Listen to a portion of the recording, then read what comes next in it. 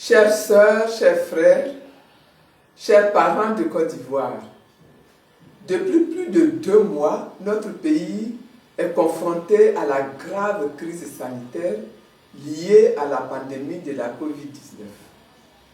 Je voudrais d'emblée féliciter une fois de plus toutes celles et ceux qui œuvrent au quotidien pour nous éviter la catastrophe sanitaire que nous craignons tous.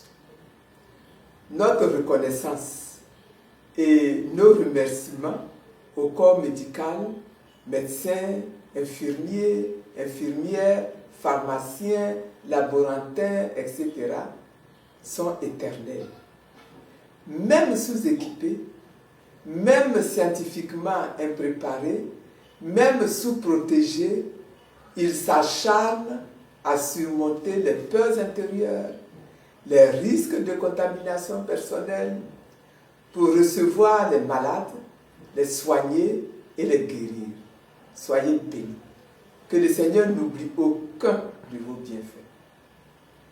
Je salue également le gouvernement et toutes les forces vives de la nation, dont les directives sont le socle de notre résistance à cette pandémie. En conjuguant nos efforts, nous avons montré que cette pandémie-là n'est pas une fatalité. C'est cependant, encore une fois, l'occasion pour moi de vous rappeler à tous la nécessité de continuer, malgré les récentes mesures d'allègement, continuer à respecter scrupuleusement les mesures barrières. Il ne faut surtout pas baisser la garde, pas baisser le bras. Le monstre n'a pas encore disparu de notre terre. Il est encore là, tapi dans nos cités et prêt à tuer. Ne faisons donc preuve d'aucune négligence, ni de désinvolture, ni de triomphalisme inadéquat. Donnons-nous le défi, par notre discipline et notre esprit de sacrifice, d'éradiquer cette maladie-là chez nous.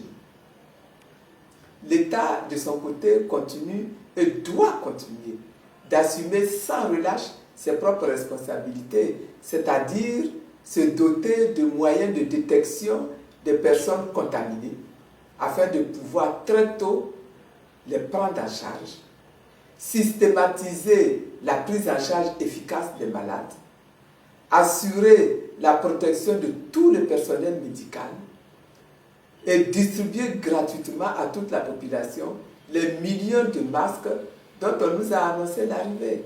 Dans la grande mobilisation générale contre la Covid-19, il s'est développé un élan de solidarité nationale auquel je voudrais encore humblement m'associer. J'ai donc décidé, avec le soutien de plusieurs Ivoiriens très sincèrement concernés, de faire des dons en nature aux populations civiles et à quelques structures sanitaires de la place. Il s'agit de 15 500 bavettes chirurgicales, 10 000 masques ordinaires, 370 masques FFP1 et 2, 100 combinaisons de protection, 1000 charlottes de protection, 100 surchaussures, 56 kits de lavage de mains, des lingettes mains, des thermomètres infrarouges à pistolet, des draps de consultation microfibre, des poubelles à pédales, des gels hydroalcooliques. Tous ces dons seront répartis entre l'hôpital militaire d'Abidjan, HMA, l'hôpital Feu-Boigny d'Abobo, le dispensaire d'Anokwakouté, la chefferie d'Anouno, l'hôpital de Grand Bassam, l'hôpital de Bonois, les dispensaires de Mossou, Vitreux 1, Vitreux 2, Ibra, et les populations civiles de ces 6 dernières localités. Chères sœurs, chers frères, chers parents de Côte d'Ivoire, le présent moment de solidarité est aussi une occasion pour moi de partager avec vous 2 de mes convictions. Ma première conviction est que la pandémie de la COVID-19 est certes une grande épreuve de dimension mondiale, mais nous devons surtout y percevoir l'opportunité offerte aux Ivoiriens et aux Africains de trouver dans leurs ressources propres des solutions locales à cette pandémie et à toutes les autres crises qui peuvent survenir. De la sorte, nous, peuple d'Afrique, nous apporterons une réponse puissante et triomphante à ce défi mondial. C'est le lieu de saluer avec force les trouvailles des chercheurs africains qui tentent d'apporter des solutions à la crise. Je tiens à dire ma fierté et mon admiration aux chercheurs ivoiriens qui ont déjà des propositions de solutions sorties de leur laboratoire. Je salue le docteur Jérôme Mouyangui, dont les recherches sur la plante Artemisia ont permis à l'Institut malgache de recherche appliquée de créer le Covid organique, qui est aujourd'hui la pierre angulaire de la lutte contre la Covid-19 à Madagascar. Je pense aussi au professeur béninois Agon Valentin, inventeur de l'apivirine, aujourd'hui proposé comme remède également contre le coronavirus. Ces pistes de solutions africaines suscitent des débats parfois passionnés, mais cela est très positif. Elles sont à relever et à encourager, car elles sont un signe visible de la qualité et de la vitalité des ressources endogènes en Afrique. Nous devons féliciter et encourager nos chercheurs et leur recommander d'être irréprochables dans leur démarche scientifique. Ils sont scientifiquement aussi bien formés que n'importe quel autre chercheur dans le monde. Nous devons en Afrique manifester une volonté politique plus forte, accorder à la recherche locale de plus grands moyens, en promouvoir, soutenir et même défendre les résultats. À ce propos, le président malgache, Andry Rajoelina, qui s'est battu aux côtés des chercheurs de l'Institut malgache de recherche appliquée pour imposer dans son pays et au monde le Covid organique, est un bel exemple à suivre. Nous devons davantage apprendre à compter d'abord et avant tout sur nous-mêmes. Nous devons sortir de la timidité et proclamer nos solutions sans complexe et sans crainte. Moi, je reste convaincu qu'en ce qui concerne la COVID-19 ou toute autre maladie, l'Afrique est capable de produire des remèdes efficaces pour le bien du monde entier.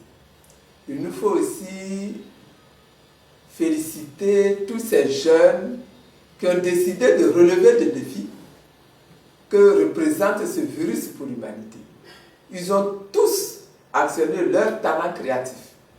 Et cela est heureux, de sorte qu'aujourd'hui, ils confectionnent des masques d'aussi grande qualité que ceux qui ne sont importés. Ils proposent des appareils utilisables par les praticiens. Ils fabriquent des instruments pour le lavage des mains. Et c'est tant mieux. C'est comme cela qu'une nation avance. Elle se lève, elle invente, elle crée, elle acquiert de l'assurance et elle s'impose. Bravo à tous. Ma deuxième conviction est que face à l'ampleur du danger que représente la COVID-19 dans le monde entier, il reste nécessaire de recourir à l'aide du Dieu Tout-Puissant. Le Dieu de notre salut, celui qui entend les cris de son peuple lorsqu'il pousse des cris, qu'il s'humilie, qu'il prie et qu'il cherche sa face.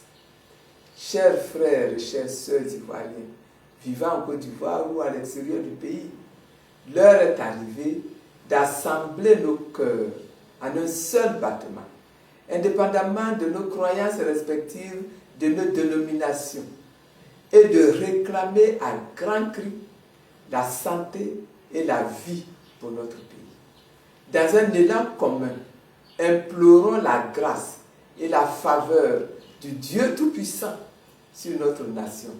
Implorons-le pour la guérison de toutes les personnes atteintes de cette maladie-là, la COVID-19.